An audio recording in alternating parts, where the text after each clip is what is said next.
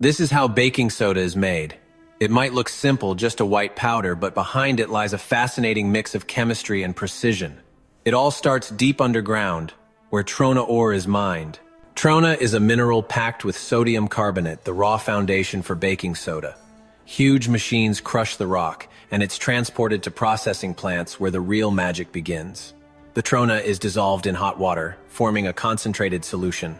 Through chemical reactions, impurities are removed, leaving behind pure sodium carbonate.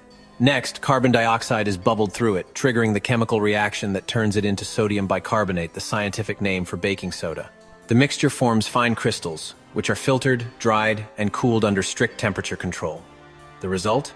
That fine, fluffy powder that can do just about anything from baking cookies to cleaning surfaces and even deodorizing your fridge.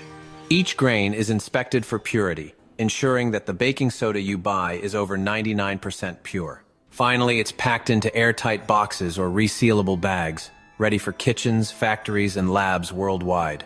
From ancient minerals buried in rock to the powder that makes your cakes rise, that's how baking soda is made. If you found this video useful, press that subscribe button below, or at least just like the video.